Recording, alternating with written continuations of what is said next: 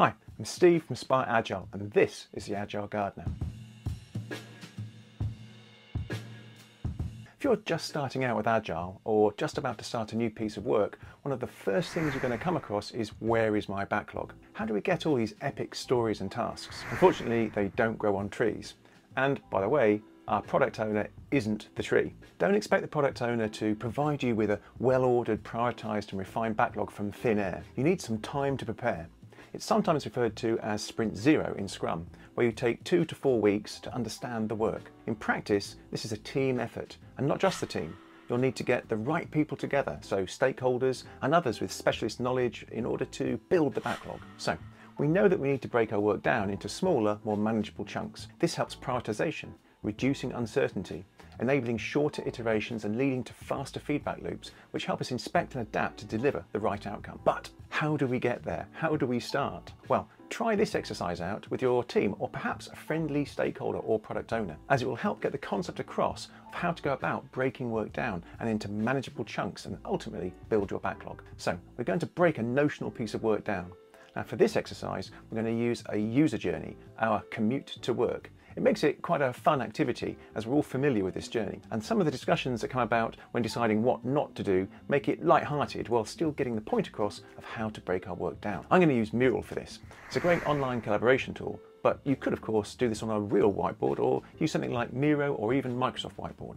We're going to start by mapping the end-to-end journey from start to finish. This is a user journey, but this also works with processes. The start is waking up, and the end is when you get to the office. Before you start, it's sometimes sensible to set some constraints or dependencies to help focus. I'm going to set a constraint that this is an actual journey to an office location, not in our own home, so we're not home working. We'd start this exercise as a group, brainstorming all the high-level things that need to be done in the form of sticky notes in order to complete our journey. Don't worry about putting them in timeline order, just get them on the board for now. After brainstorming ideas, this is what our board might look like. Now we want to order and group the ideas into a logical timeline and remove any duplicates. So the board would look something like this. After doing this and looking at the ideas on the board, what you'll almost certainly discover is that there is more than one type of user journey. As we can see, there is a journey where it looks like the commuter may be a single person living alone, one where they have kids and another where they have a pet. Now, we could have decided to put a constraint on the type of user journey at the beginning, but when you do this with a real piece of work, this may not be apparent at the start. So in my experience, it's better not to, and see what you discover. We need to decide which journey gives us the greatest benefit. For example, we might decide to concentrate on the journey to work for a single person living alone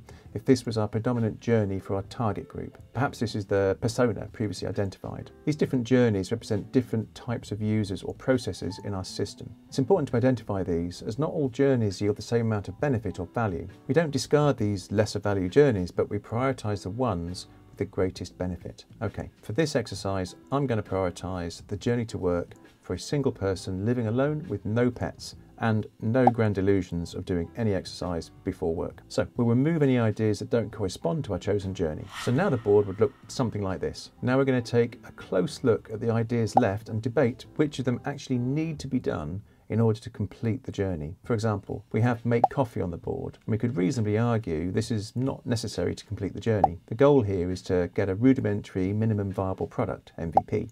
But remember the viable part. We could remove make coffee, check phone for news, have a shower and brush teeth, since they're not essential to complete the journey. But if we remove too many of them, then the journey could become unviable. So we'll remove the ones we think can be omitted, but still have a viable journey, and take a look at what we have left. So now the board would look something like this. We've also grouped a few of the ideas together as they are related activities. You'll notice that we have take train to work and drive to work still both on the board. This is because our user type, single person living alone with no pets, could use either of these options to get to the office. We're not doing this for a single individual, we're doing it for our chosen user type, which could be many different individuals. Let's take a closer look at one of the ideas, have a shower. We could break this down further. After all, you can't just have a shower. There are multiple things that need to be done. So we'll break this down further and put each step as a sticky under the have a shower idea. To make it clearer, we'll change the colour of the ideas to use yellow for all the high level activities and blue for their respective steps. And here we see the list of steps needed to have a shower. We'll need to do this for all the high level activities on the timeline. And voila, all the high level ideas are now broken down. When we get to to this stage, we need to look at our broken down steps in blue, as we did with the higher level activities, and decide if each step is actually needed for a minimum viable product, and remove but